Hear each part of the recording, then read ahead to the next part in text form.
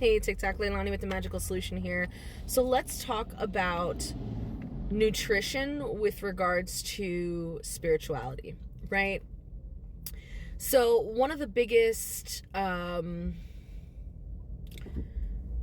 fallacies that you will hear circulating in the spiritual community is that in order to be spiritual, in order to be aligned with your elevation and your progression, you must be a vegetarian. And I have something to say about that, okay? Now, I am 100% on the side of, eating lighter foods, less dense foods. Absolutely. I'm not opposed to that at all. Because when we look at spiritual gurus, yogis, ascended masters, prophets, things like that, we see that their diet was very minimalistic. Gandhi was just hanging out with just rice. You know what I mean? Like, there is a simplicity to someone who is on an elevated level. There's a simplicity to their nutrition. But I need you to understand something with regards to this simplicity. The first thing you need to understand is that you cannot do that overnight. The simplicity within the nutrition of these yogis, these elders, these gurus is something that we who are not on that level need to work towards, okay?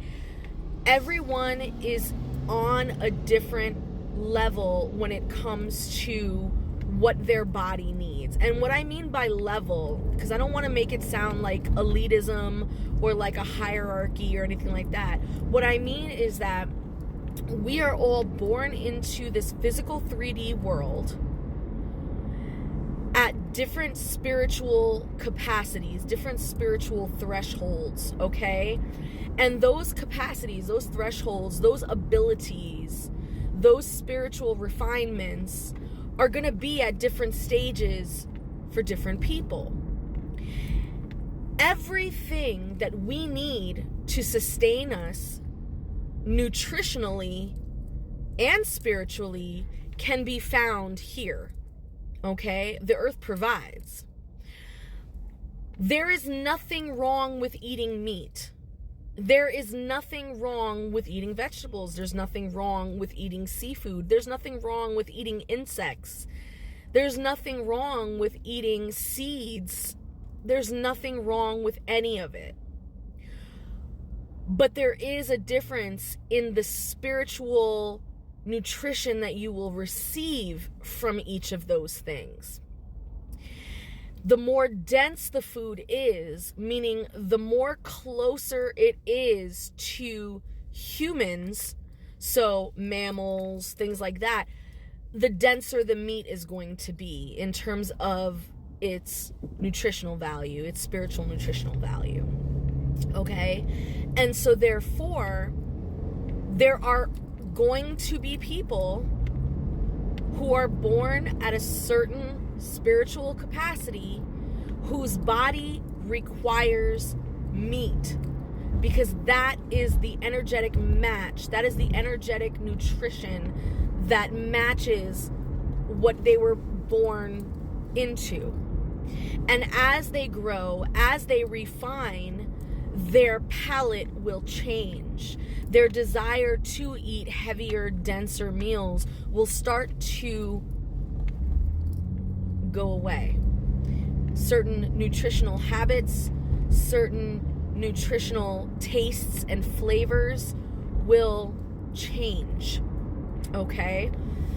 Because as you spiritually elevate and your spirit becomes more purified and your physical body as well becomes more purified, your body is going to require less and less dense food.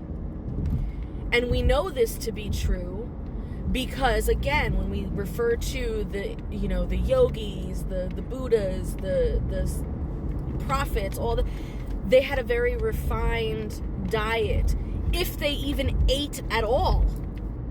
There are some yogis who did not eat at all. They just existed on fucking sunlight and the air. You know what I'm saying? And so, but what I'm also saying is it would be very irresponsible of me as a spiritual educator, and it would be irresponsible for anybody who is mentoring or teaching people. It is irresponsible of us to say that you must become a vegetarian right now in order for you to be on a spiritual journey. That is irresponsible. That is dangerous. Okay? Because it does not match with where you are at right now. And unless you start refining your physical body and refining your spiritual body, your body is going to need and your body is going to crave certain dense foods to sustain it. And there's nothing wrong with that. Number two, the second thing I wanted to say is there is nothing on this planet that is not holy. God is very much a part of his creation. So to say that plants are better than animals, or to say you're playing into a very colonized, very human egocentric type of ideology. And this is where we start falling into things like,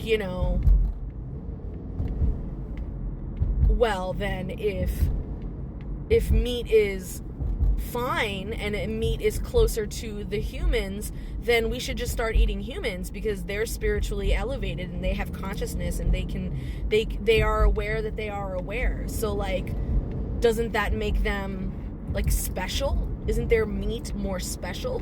Right? Like, it can go into that extreme direction in the same way that it can go in the other direction, where people will think to themselves that in order for them to be spiritual, they have to stop eating altogether because they want to be a yogi. That is dangerous. So instead, what we must say to our students and what we must say to anyone who is trying to come on a path of progress and elevation and a path of purifying their spirit, we must say, listen to your body. Your body has a baseline, and that baseline will slowly begin to progress, but you have to check in with yourself and you have to listen to your body.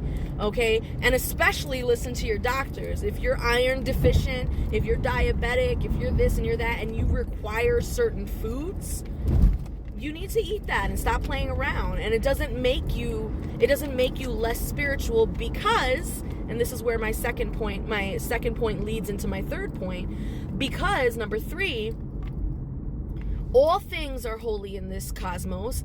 And even if they are trash, even if we're talking about McDonald's, Burger King, Wendy's, even if we're talking about garbage fast food, if you pray over that food, you will sanctify it. If you pray over your food, you will sanctify it. So you don't got to go out here eating seeds and nuts and eating grass and shit because you think you need to be spiritual. No, if all you can afford is the dollar menu from McDonald's, or if all you have access to is garbage food from garbage places, for whatever reason, do not be hard on yourself. Give yourself grace and instead pray. Pray over your food.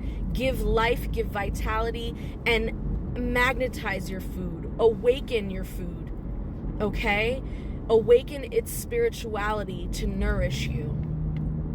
And that's all I gotta say about that. I hope you found this information helpful. My name is Leilani. This is The Magical Solution, and this is how we grow.